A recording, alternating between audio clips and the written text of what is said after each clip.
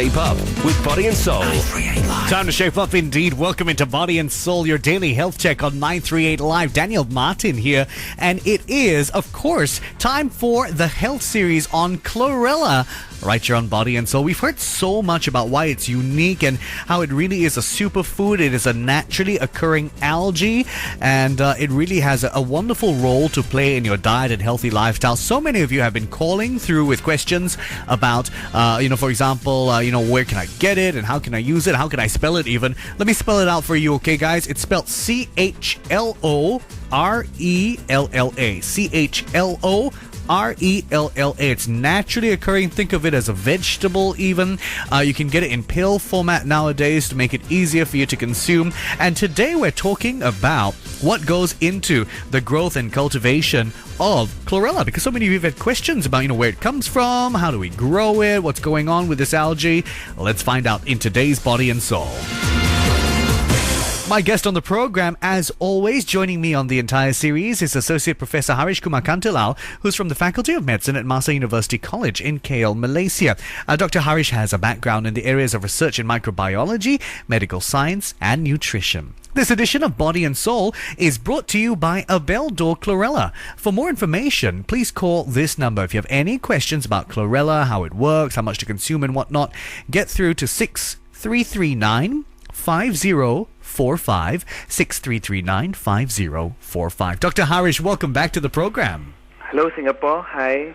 Let's talk a little bit more about how this algae is cultivated, Dr. Haresh, because, when people think of algae, they might think of the inside of their fish tank, unfortunately. It's not the same as that. Well, it's a little bit the same as that in some ways. Talk to us about this cultivation of chlorella. How is it usually cultivated? Now, basically, chlorella is known to grow naturally in fresh water, but however, the chlorella destined for human consumption is generally cultivated in large, fresh mineral water pools, which are actually subjected to direct sunlight. Now, when they are subjected to sunlight, the chlorella keeps on growing rapidly. As we know, we have learned this process called photosynthesis, where they use carbon dioxide, water, and also inorganic fertilizers, in proper amounts, a particular temperature. And also, what is important here is there must be a stirring of water, continuously. Every now and then the water must be stirred, This is to ensure that there's an even density of chemical components, And at the same time, if you don't have stirring, the algae will all settle to the bottom of the pond, So this is not very good because they need the sunlight, from time to time. So what they do, the stirring is very important. So basically, this is the conventional way of growing chlorella, which is normally in huge ponds, which is directly subjected to sunlight in the open atmosphere. It sounds like actually quite a tricky and a little bit complicated process because it's almost got to be just right conditions in many ways. Yes, because what is important here is the sunlight must be adequate, number one. Number two, the temperature must be perfect, because if the temperature is too low, then the process will go slow. The production will be slowing down. And another important thing, besides temperature and also sunlight, we also must make sure that the proper amount of nutrients are given to the algae, for them to multiply, because that's very important when you talk about production, for the production purpose, the amount of algae which is harvested in a particular time, that's so important. So we provide nutrients to the algae itself. It doesn't naturally produce some of these? Of course, naturally produces. But what happens in the open air cultivated chlorella? What happens is they use normally, basically, what they add in inorganic fertilizers. They have to add in inorganic fertilizers for this chlorella to absorb them to grow faster, and they also use carbon dioxide from the atmosphere. So that is the basic concept of the outdoor cultivation of chlorella. Now, so isn't that a problem, though, when you have outdoor cultivation? Because you can't really control things like your light and your carbon dioxide, and this might not result in very efficient chlorella production. Exactly. There are some pertinent issues and actually problem faced in the outdoor method of cultivation of chlorella. okay, in this modern world today, as we know, okay, due to the global warming and all, the climate is all being very erratic and all. So first problem that they normally encounter in outdoor cultivation, okay, is, okay, although there's a lot of light out there, a lot of carbon dioxide out there, okay, but you cannot control the amount of light and carbon dioxide, okay, although it can to a certain extent, okay, so you cannot control this temperature factor, this light factor, this carbon dioxide factor, and because of that, okay, the production of chlorella may not be efficient. That is the first problem. Okay. The second problem is, okay, there might be a time in a year, a particular few months in a year, where the productivity may be low due to the change in climate. Okay, and so what they try to do is they try to give extra sunlight, okay, by putting more, they use the artificial light, okay, so there's a high production cost involved also, okay, and what is most important, which is quite scary here, okay, is the outdoor cultivation. There's one more thing which people are a bit worried of, okay, is there may be contamination due to microorganisms because it's open, it's exposed.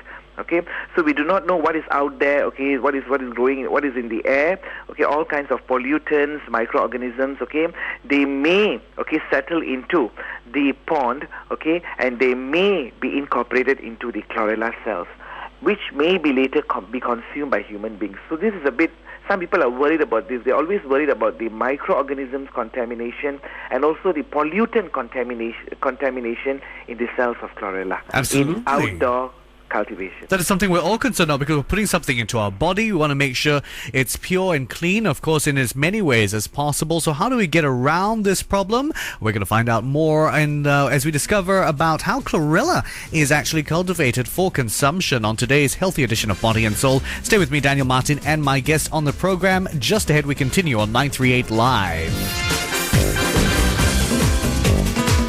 It takes more than just an apple a day to keep the doctor away.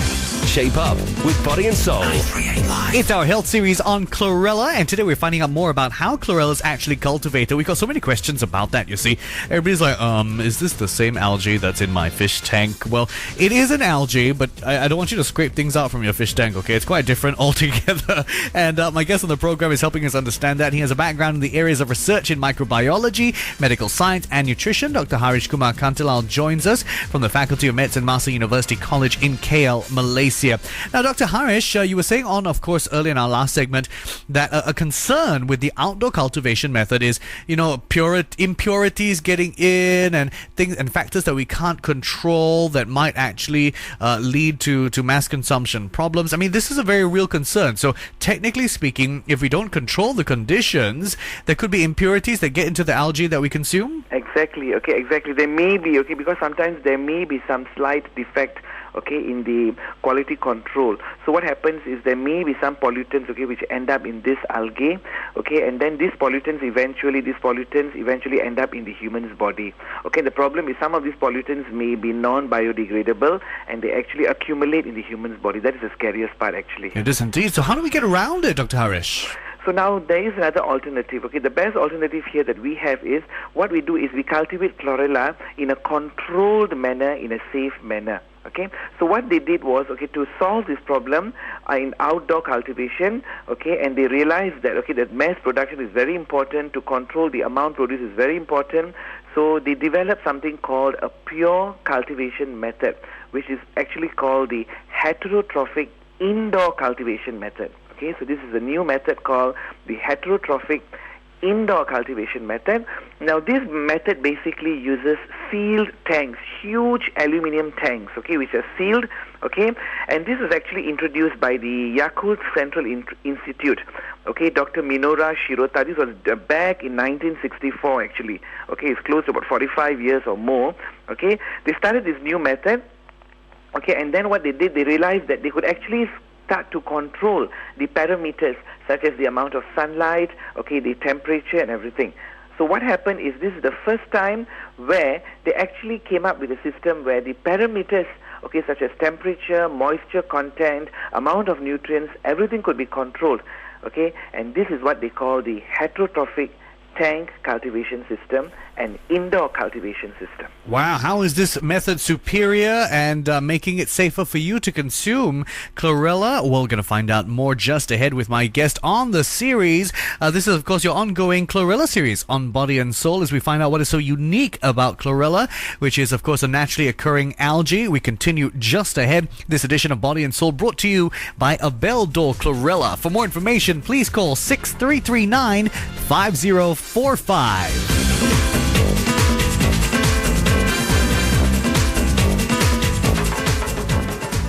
Now, some diets may appear healthy, but if you don't do your homework on the essential nutrients and minerals the food you're eating can supply, you may run the risk of suffering from vitamin B12 and iron deficiencies. That's where taking supplements comes in. Supplements like the superfood chlorella, for instance, this naturally occurring freshwater algae, is a great alternative for vegetarians because of its high protein levels. Chlorella also contains over 40 times more vitamin B12 gram for gram than liver and more than 250 times that of eggs or fish. And that's ideal since vitamin B12 is important for maintaining a healthy nervous system and DNA production. All that and more than 90 vitamins, minerals, and nutrients makes chlorella a nutritious food source for vegetarians. Find out how you can benefit from chlorella. Call 6339 5045 for more information. That's 6339 5045. This message is brought to you by abeilledor Chlorella. It is the Chlorella series right here on Body and Soul on 938 Live. Thanks for all your questions in the past few weeks, of course, as you've been calling through to 669-11938 and sending emails to us as well at bodyandsoul@938live.sg. And don't forget, if you have any email questions for Dr. Haresh, you can send them to this email address. It's info@abeilledor.sg. Abeilledor spelled ABEILLEDOR.sg. Or you can call 6339 5045. This edition of Body and Soul is brought to you by abeilledor Chlorella. For more information, please call 6339 5045.